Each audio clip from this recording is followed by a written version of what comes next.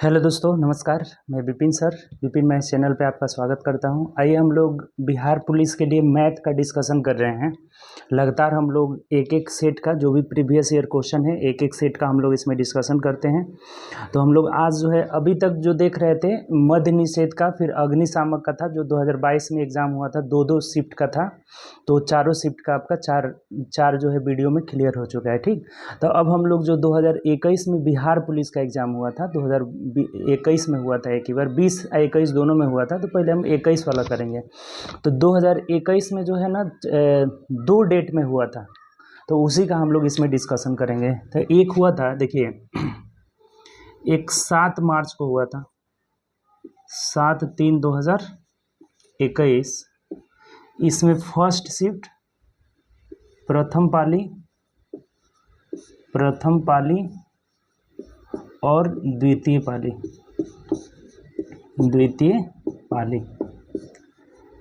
अब फिर हुआ था उसके बाद 21 को, 14 को ना हुआ था जी, 14, हाँ 14 को ही हुआ था, 14 तारीख को हुआ था, 14 मार्च को, और फिर 21 मार्च को, एक सप्ताह बाद हुआ था। ठीक, 21/3/2021 को प्रथम पाली और द्वितीय पाली।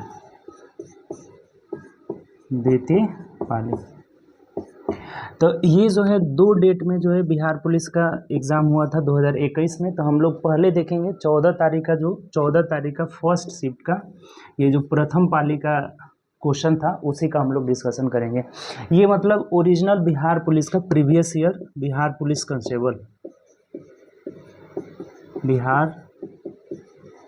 कांस्टेबल का ये सेट होगा, जिसमें हम लोग 14 तारीख का प्रथम पाली का आज देखेंगे, उसके बाद से अगले वीडियो में सेकेंड पाली का, उसके बाद यहाँ पे आ जाएंगे हम लोग 21 तारीख वाला फर्स्ट और सेकेंड। ठीक, तो आज हम लोग करते हैं 14 तारीख का प्रथम पाली का। ठीक, चलिए स्टार्ट करते हैं। उससे पहले अगर आप चैनल पे न्यू होंगे तो सब्सक्राइब कर लीजिएगा, बेल आइकन प्रेस कर लीजिएगा, जिससे जो भी न्यू वीडियो डलेगा उसका नोटिफिकेशन आपको मिलता रहेगा। हम लोग लगातार एक एक सेट बिहार पुलिस का, जब तक एग्ज़ाम है बिहार पुलिस का करेंगे। जो सेट खत्म हो जाएगा उसके बाद टॉपिक वाइज, चैप्टर वाइज कुछ कुछ जो इम्पोर्टेंट पॉइंट होगा वो हम आपको बता देंगे और उससे रिलेटेड आपका क्वेश्चन आएगा उसमें। ठीक, तो चलिए हम लोग पहले ये सब कंप्लीट कर लेते हैं जो भी प्रीवियस ईयर आया है, उसके बाद चैप्टर वाइज भी हम लोग इसमें जो भी चैप्टर, जिस चैप्टर से देखेंगे कि ज़्यादा क्वेश्चन आ रहा है, कुछ वो चैप्टर ज़्यादा इंपॉर्टेंट है, तो उसको हम उसमें से कुछ मेन जो क्वेश्चन होगा, पॉइंट होगा, उसको सब करा दिया जाएगा। ठीक, तो चलिए आप लोग इसको लिखते भी चलिएगा, नोट करते चलिएगा, तो बाद में एग्ज़ाम से एक दिन पहले ना रिवीजन भी आप कर लीजिएगा।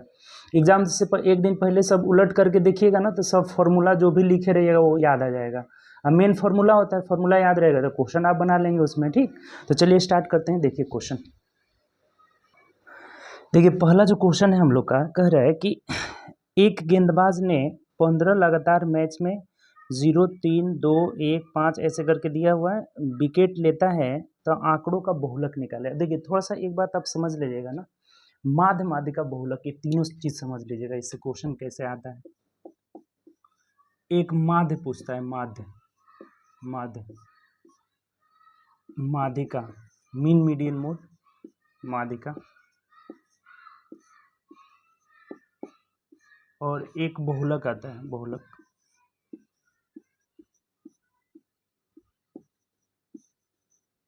ये तीन चीज बहुत ज्यादा पूछा जाता है, जिससे कि इस क्वेश्चन में जो है बहुलक पूछा हुआ है, ऐसे ही माध्यिका, माध्य तीनों पूछ लेगा। ठीक, तो जो माध्य होता है ना, माध्य या औसत एक ही बात होता है। माध्य कहिए या फिर औसत कहिए, औसत ये एक ही चीज हुआ। इसका होता है प्रेक्षणों का योग, प्रेक्षणों का योग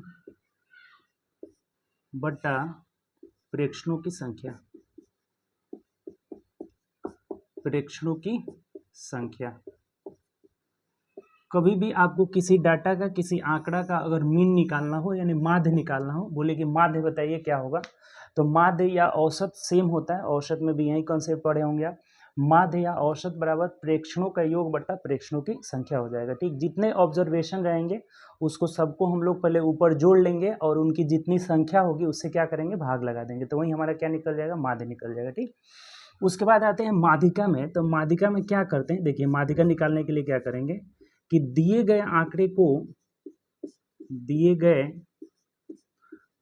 को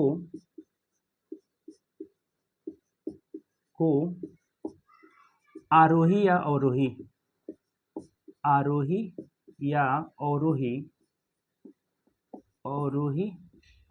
क्रम में लिखकर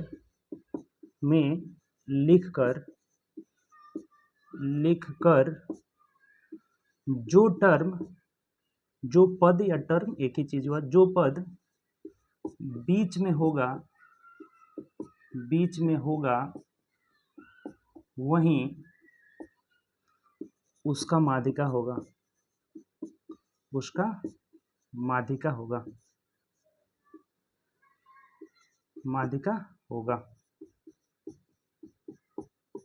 यदि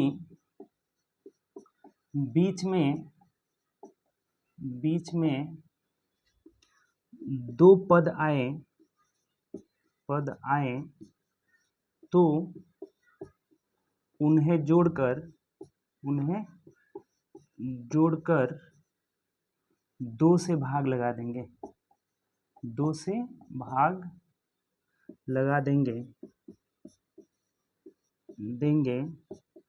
वही माध्यिका होगा। ठीक, अब देखिए इस समझिए इसको, थोड़ा सा बहुलक हम नीचे बता देते हैं। जब भी आपको ये माध्य तो सिंपल है, माध्य या औसत एक ही बात हुआ, माध्य बराबर प्रेक्षणों का योग बटा प्रेक्षणों की संख्या। अगर माध्यिका निकालना हो, मीडियन निकालना हो, तो मीडियन कैसे निकालेंगे, जो भी आंकड़ा दिए रहेगा, आपका ऑब्जर्वेशन दिया रहेगा, उसे आप सबसे पहले आरोही क्रम में सजा देंगे। आरोही या अवरोही किसी भी क्रम में सजा सकते हैं, आरोही या अवरोही में सजा देंगे और उसके बाद जो पद बीच में होगा वही माध्यिका हो जाएगा। ठीक, अगर बीच में दो गो टर्म आ जाए, दो गो पद आ जाए, बीच में दो गो टर्म कब आएगा, जब संख्या सम में होगी। सम में जो भी संख्याएं होती है उसका बीच में टर्म, जैसे मान लीजिए कि 1 2 3 4 चार गो संख्या है, तो इसमें बीच में बताइए कौन कौन सा होगा, ये दोनों बीच में होगा, तो इन दोनों को जोड़ करके और आधा कर लेंगे, वही हमारा क्या होगा, माध्यिका होगा। अगर 5 गो टर्म आ जाए, 1 2 3 4 5, तो इसमें तो माध्यिका यही हो जाएगा, ये बीच में आ रहा है तो यही हमारा माध्यिका हो जाएगा। तो अगर ये सम में रहेगा, जब सम में टर्म रहेगा तो बीच में दो गो टर्म आएगा, तो उन दोनों को जोड़ करके आधा कर लीजिए, वही माध्यिका हो जाएगा। अगर विषम में रहेगा तो इसमें एक ही बीच में आएगा, वही हमारा क्या कहलाएगा, माध्यिका कहलाएगा। ठीक, कभी भी अगर माध्यिका निकालना हो तो सबसे पहला काम आप उसे आरोही या अवरोही में, घटते क्रम में या बढ़ते क्रम में सजा देंगे, और जो टर्म बीच में आएगा वही क्या कहलाएगा, माध्यिका कहलाएगा। ठीक, अब बहुलक की बात करें, अब बहुलक तो बहुलक जो होता है ना, जिसकी बारंबारता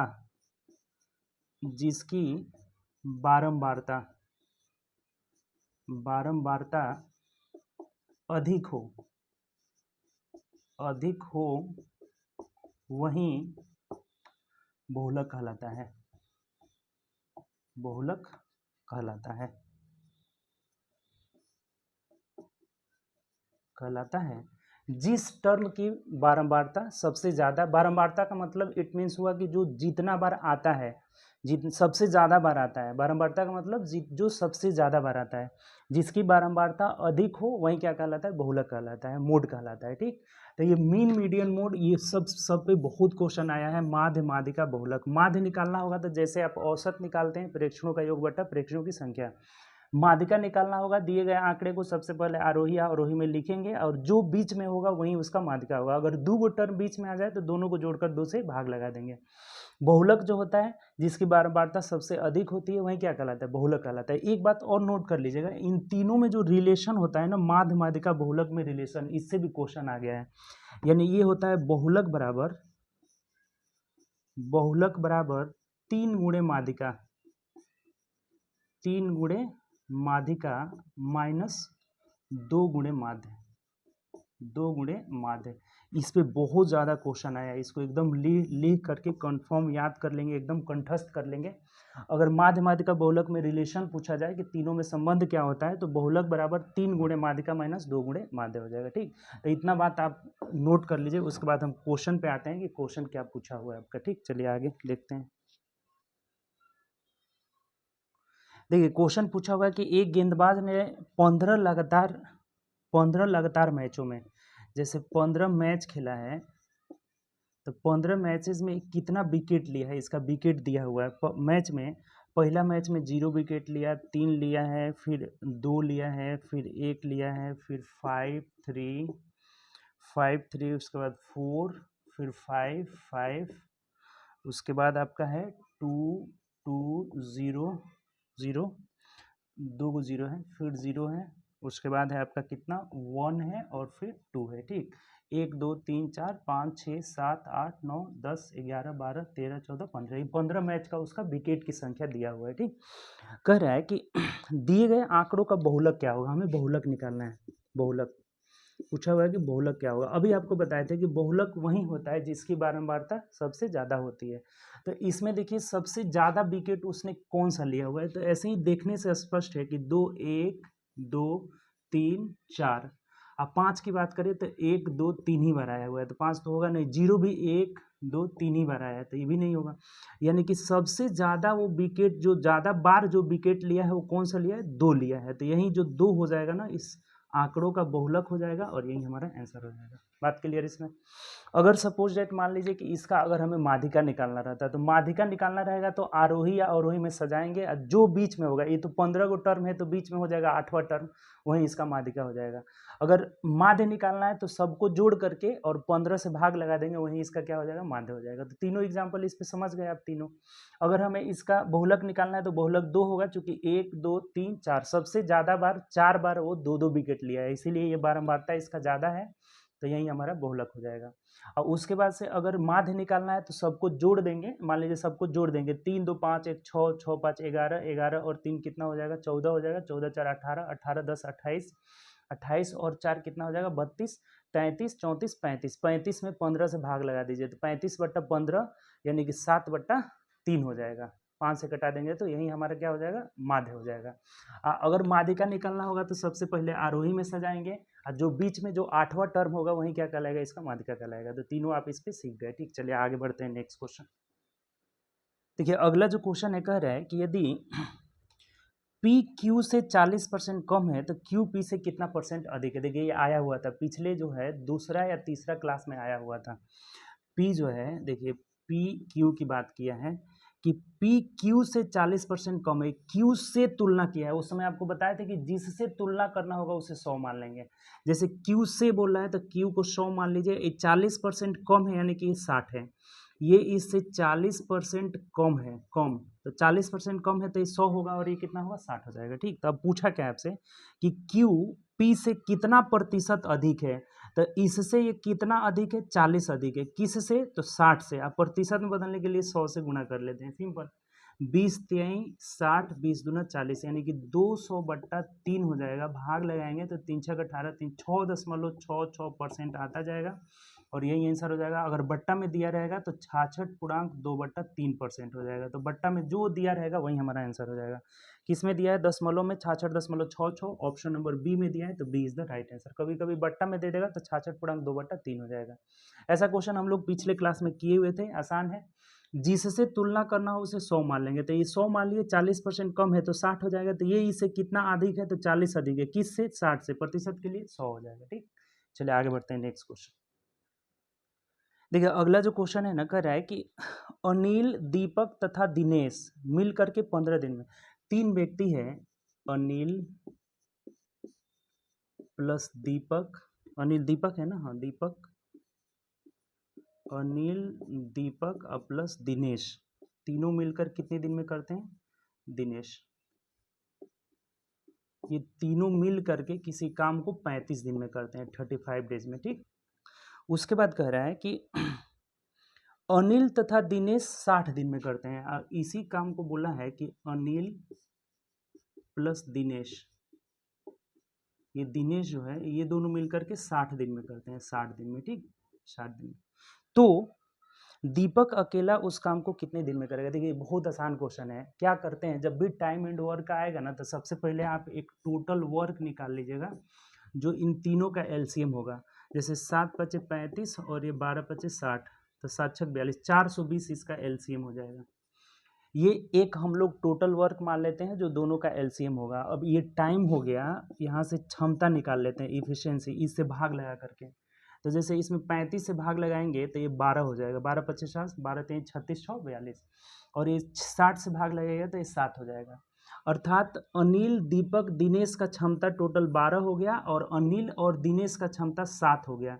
तो दीपक का जो क्षमता होगा ना, दीपक का जो क्षमता होगा वो दीपक का क्षमता कितना हो जाएगा, देखिए दीपक का क्षमता हो जाएगा, इसमें से घटा देंगे तो 12 में से 7 गया 5। तो अब बोला है कि दीपक जो है अकेला उस काम को कितने दिन में करेगा दीपक, तो 420 बट्टा दीपक का क्षमता 5 है, भाग लगा दीजिए, 5 8 40, 5 चौको 20, यानी 84 दिन में कर लेगा और यही हमारा आंसर हो जाएगा। देखिए कितना आसान है। टाइम एंड वर्क का बहुत सिंपल है, इसको पूरा टाइम एंड वर्क हम यूट्यूब पे पढ़ा दिए हैं, अगर नहीं देखे हैं तो जा करके देखिए, time and work play list में डला होगा, टाइम वर्क 9-10 वीडियो है, उसमें आपका टाइम एंड वर्क भी आ जाएगा और नल टंकी भी आ जाएगा, तो दोनों पढ़ा दिए हैं, उसको जाकर पढ़ लीजिए। बहुत आसान मेथड से हम लोग रेशियो मेथड से पढ़े हैं इसमें, ठीक। जैसे अनिल, दीपक, दिनेश 35 दिन में, 60 दिन में, तो टोटल वर्क 420, एलसीएम हो जाएगा। क्षमता निकाल लिए 12 और ये 7, तो ये दीपक का जो क्षमता हुआ इसमें दीपक नहीं है तो घटाएंगे तो 5 आ जाएगा। तो दीपक कितने दिन में करेगा, तो 420 बटा 5 यानी कि 84 दिन में करेगा, ठीक। चलिए आगे बढ़ते हैं, नेक्स्ट क्वेश्चन।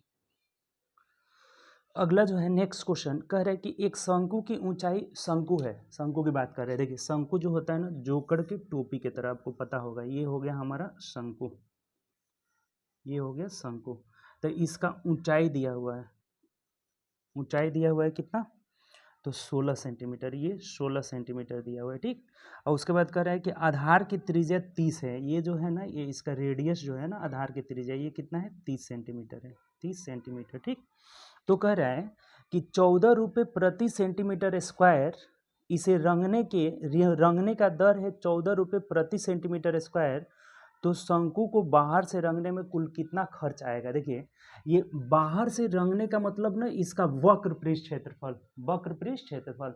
तब शंकु का वक्र पृष्ठ क्या होता है, देखिए शंकु में 3 गो फॉर्मूला होता है, एक होता है वक्र, पहले आयतन लिख देते हैं, शंकु का, शंकु की बात करें, जो इसको इंग्लिश में कोण बोला जाता है, शंकु, तो शंकु का पहला होता है आयतन, आयतन, तो आयतन इज इक्वल टू होगा 1/3 पाई आर स्क्वायर एच हो जाता है, ठीक। दूसरा होगा वक्र पृष्ठ, वक्र पृष्ठ, तो वक्र पृष्ठ का क्षेत्रफल is equal to pi r l, pi r l हो जाएगा। एक होता है संपूर्ण पृष्ठ का क्षेत्रफल, संपूर्ण पृष्ठ का क्षेत्रफल, पृष्ठ का क्षेत्रफल, तो ये हो जाएगा pi R into L plus R, यानी कि ये पाई आर एल वक्र पृष्ठ, आप पाई आर स्क्वायर इसमें जोड़ देंगे तो पाई आर कॉमन हो जाएगा और एल प्लस आर हो जाएगा। यही 3 गो फॉर्मूला होता है, तीनों फॉर्मूला ये ध्यान में रखेंगे, शंकु से टोटल आपका क्वेश्चन बन जाएगा। तो इसे अगर बाहर की ओर से रंगना है, बाहर की ओर से, इसका मतलब कि वक्र पृष्ठ क्षेत्रफल, तो इसका यहाँ से वक्र पृष्ठ क्षेत्रफल जो होता है पाई का मान 22/7 होता है, तो 22/7, आर कितना है, तो 30 है, 30, और एल हमें नहीं पता है, एल यहाँ से निकालना पड़ेगा। देखिए एल जो है ना, ये ऊंचाई हो गया, ये रेडियस होगा, ये एल निकालना है। तो अब देखिए, अब जिसको 8 15 17 8 15 17 वाला ट्रिपलेट याद होगा तो कुछ करने की जरूरत ही नहीं है। ये 8 का 2 गुना ये 16 दिया हुआ है, 2 गुना ये 15 का 2 गुना ये 30 दिया हुआ है, तो यहाँ 17 का 2 गुना ये 34 हो जाएगा, यानी कि ये जो ये तिरछी ऊंचाई होगा ये कितना आ जाएगा, 34 हो जाएगा। आपको बताए थे ट्रिपलेट में 8 3 4 5 3 4 5 5 12 13 7 24 25 8 15 17 9 40 41 9 40 41, इसको रट लेना है एकदम ट्रिपलेट को। ये जब रटे रहिएगा तो कोई भी आपको कर्ण स्क्वायर बराबर लंब स्क्वायर माइनस आधार स्क्वायर ऐसा कुछ भी लगाने की जरूरत नहीं पड़ेगा। जैसे ये 16 है, ये 15 है, तो हम देखें कि ये 8 का 2 गुना है, 15 का 2 गुना है, 30 है, तो ये 17 का 2 गुना 34 हो जाएगा। अब रख दीजिए सिंपल, यहाँ पे 34 हो जाएगा।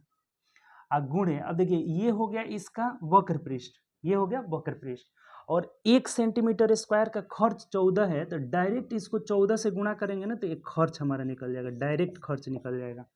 इसका जो वक्र पृष्ठ है उसमें हम क्या किए कि 1 सेंटीमीटर स्क्वायर का खर्च 14 रुपया है, तो 14 से गुणा कर लेंगे तो इतना सेंटीमीटर स्क्वायर का निकल जाएगा। ये कटा दीजिए, देखिए 7 से कटेगा, 7 दूना 14 हो जाएगा, यानी कि 30 दूना 60। तो अगर 60 में हम लोग गुणा कर लेते हैं 22 से तो 0 हो जाएगा, 6 दूना 12, 6 दूना 12 13 हो जाएगा और गुणे 34 हो जाएगा। अब इसमें गुणा करके देख लीजिए, आ जाएगा आपका, जैसे 132 में हम 34 से गुणा कर लेते हैं तो 4 दूना 8 हो जाएगा, 4 3 12 कर दो हासिल 1 हो जाएगा, 4 1 5 हो जाएगा, 3 दूना 6, 3 3 9 हो जाएगा, 3 एकम 3 हो जाएगा, यानी 8 6 2 8 9 5 14 का 4 हासिल 1, यानी 44 88 ये हो जाएगा आपका 44 88 और एक 0 हो जाएगा। ऑप्शन से मिला लीजिए, देख लीजिए 44,880 रुपया, यानी कि ऑप्शन नंबर डी में दिया हुआ है, तो D is the right answer. कोई दिक्कत है तो बताइए, इसमें कोई समस्या है तो। देखिए समझिए, थोड़ा सा अच्छा क्वेश्चन है। शंकु है, इसको बाहर से रंगना है, इसकी ऊंचाई है 16, त्रिज्या है 30, तो तिरछी ऊंचाई ये एल हो जाएगा 34। ये कैसे निकला, तो ट्रिपलेट जो होता है 8 15 17 उसी से निकल गया डायरेक्ट। अब कभी भी शंकु को अगर रंगना हो बाहर से, इसका मतलब इसका वक्र पृष्ठ क्षेत्रफल, तो ये कर्व एरिया जो होगा इसका फॉर्मूला होता है पाई आर एल, यानी पाई का मान 22/7, आर जो है 30 है और एल निकाल लिए थे 34, इसको 14 से गुणा कर लिए हैं, चूंकि 1 सेंटीमीटर स्क्वायर का खर्च 14 है तो 14 से गुणा कर लिए, तो हमारा डायरेक्ट रिजल्ट कितना आ गया, तो 44,880 रुपया, ऑप्शन नंबर डी हो जाएगा। ठीक, चलिए आगे बढ़ते हैं नेक्स्ट क्वेश्चन। देखिए नेक्स्ट जो क्वेश्चन है ना, ये बोर्डमास का एक क्वेश्चन है, 5.1/2 माइनस 3.1/4 माइनस प्लस 6 माइनस 4/2 करें, इसका वैल्यू निकालिए क्या होगा। तो देखिए सबसे पहले ये छोटा ब्रैकेट को तोड़ते हैं, छोटे बोर्डमास का रूल आप जानते हैं ना, बोर्डमास VBODMAS, देखिए बता देते हैं बोर्डमास का रूल। V से बैनेकुलम, यानी रेखा कोष्ठक एक होता है ना, रेखा कोष्ठक, उसको सबसे पहले तोड़ते हैं। उसके बाद B से ब्रैकेट, ब्रैकेट में 3 गो ब्रैकेट होता है, एक छोटा कोष्ठक, एक मझला कोष्ठक और एक बड़ा कोष्ठक। तो सबसे पहले छोटा को तोड़ते हैं, उसके बाद मझला को, उसके बाद बड़ा को तोड़ते हैं। ठीक, ये O से ऑफ होता है, ऑफ काके की, तो ऑफ को तोड़ते हैं। उसके बाद डिवीजन यानी भाग करेंगे, उसके बाद मल्टीप्लिकेशन यानी गुणा करेंगे, उसके बाद एडिशन यानी जोड़ेंगे और सबसे लास्ट में घटाएंगे। यही हो गया बोर्डमास आपका। जैसे ये ब्रैकेट को सबसे पहले तोड़ेंगे तो ब्रैकेट में पहले भाग लगाएंगे, पहले यहाँ पे भाग लगाएंगे, ये भाग लगाएंगे तो यहाँ 2 हो जाएगा। उसके बाद देखिए ये 6 में से 2 घटा लेंगे तो यहाँ तक 4 हो जाएगा, ये 4 हो गया। अब जोड़ दीजिए, सिंपल, कुछ है ही नहीं, 5 पूर्णांक, ये 5 दूना 10 एक 11/2 हो जाएगा, माइनस इधर जो हो जाएगा 4 3 12 13/4 प्लस 4 आया है, तो 4 चौके 16 और 13 कितना हुआ, 16 और 13 हो जाएगा आपका 29 हो जाएगा। ये डायरेक्ट लिख देते हैं, यहाँ पे कितना आ गया 29/4 हो गया। तो अब देखिए एलसीएम 4 हो गया, तो 2 दूनी के 4, 11 दूना 22 माइनस 29 हो जाएगा, तो ये आ जाएगा आपका -7/4। फाइनली हमारा रिजल्ट आ जाएगा और यही आंसर हो जाएगा। ऑप्शन से देखिए, ऑप्शन नंबर बी में दिया हुआ है, आसान सा क्वेश्चन था। बोर्डमास रूल के तहत पहले हम ब्रैकेट में भाग किए, उसके बाद एक जोड़ घटाव साथ में कर सकते हैं, कोई दिक्कत नहीं है। ठीक, तो 6 में से 2 गया 4, अब इसके साथ जोड़ दिया, फिर यहाँ से इसमें से घटा दिए, तो हमारा रिजल्ट क्या आ जा रहा है, -7/4 हो जा रहा है। ठीक, चलिए आगे बढ़ते हैं नेक्स्ट क्वेश्चन। देखिए नेक्स्ट जो क्वेश्चन है ना, ये ग्राफ से रिलेटेड क्वेश्चन है, ग्राफ दिया हुआ है, लाइन ग्राफ है ये। ठीक, तो इसी से क्वेश्चन है, पढ़िए पहले ऊपर क्या क्वेश्चन क्या कर रहे हैं। कह रहा है कि नीचे दिए गए रेखा चित्र एक कंपनी के 5 विभिन्न उत्पादनों P1, P2, P3, P4, P5 पर लाभ प्रतिशत को दर्शाया गया है। जैसे P1 का लाभ है 15%, P2 का लाभ है 30%, P3 का है 27%, P4 का है 23% और P5 का कितना है 8%। ये लाभ को दर्शाया गया है। ठीक, ये दर्शाया, सब बात समझ गए हैं कि ये लाभ प्रतिशत दिया है ना, इधर लाभ प्रतिशत, लाभ प्रतिशत को दर्शाया है कि P1, P2, P3, P4, P5 का लाभ परसेंट कितना है। ठीक, अब पढ़िए आगे कह क्या रहा है, क्वेश्चन क्या पूछा है, तो क्वेश्चन पढ़िए, देखिए कह रहा है कि उत्पाद P3 का राजस्व 38,100 है। जो ये P3 है ना, P3, तो P3 का जो राजस्व है, राजस्व 38,100 रुपये है, 38,100 रुपये है। तो P3 का व्यय क्या होगा, P3 का व्यय क्या होगा। अब देखिए राजस्व मतलब समझते हैं, राजस्व रेवेन्यू, यानी कि कितना जो है उससे वसूली किया गया, जिसमें लाभ भी शामिल रहेगा, पूंजी भी शामिल रहेगा, वही क्या कहलाता है, रेवेन्यू। तो जैसे ये P3 का जो लाभ है ना, P3 का लाभ कितना है, 27%। तो मान लीजिए जो ये पूंजी लगाया है, जो इसका पूंजी है वो पूंजी मान लेते हैं 100%, और लाभ इसे कितना हुआ है, लाभ तो लाभ हुआ है 27%। तो ये दोनों मिलाकर कितना हो गया, 127। तो इसी 127 ये रेवेन्यू हो गया, ये 127 क्या होगा, रेवेन्यू, यानी कि जितना ये दिया हुआ है इसका राजस्व वही 127 हो गया। 127% का मान दिया हुआ है 38,100 रुपये, 38,100। अब पूछ रहा है कि उसका व्यय, यही ये पूंजी अच्छा है व्यय, ये दोनों बात एक ही हुआ, व्यय या पूंजी, यानी कि इसका जो व्यय या पूंजी 100% का मान हमसे पूछ रहा है। तो सिंपल है, निकाल लीजिए 38,100 बट्टा 127 और गुणे 100 हो जाएगा। अब देखिए तो ये कट रहा है का, 7 तरीके 21, 12, 3 मंथ में आराम से ये कट जा रहा है, यानी कि ये 300 यहाँ आ गया, यानी गुणा करिएगा तो 30,000 रुपया हो जाएगा। इसका जो इनकम था, जो ये लगाया था, व्यय किया था, वो 30,000 हो जाएगा। ऑप्शन से देखेंगे तो ऑप्शन नंबर बी हो जाएगा। बताइए समझें कि नहीं, बात क्लियर है इसमें।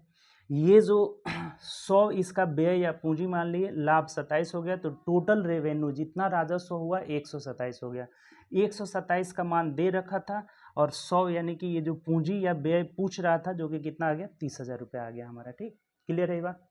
इसमें इतना ही जो है क्वेश्चन दिया हुआ था। ठीक, तो टोटल हम लोग क्वेश्चन का सोल्यूशन किए, जो हम लोग का 14 तारीख का था, फर्स्ट शिफ्ट का, 14/3/2021, ये फर्स्ट शिफ्ट का था।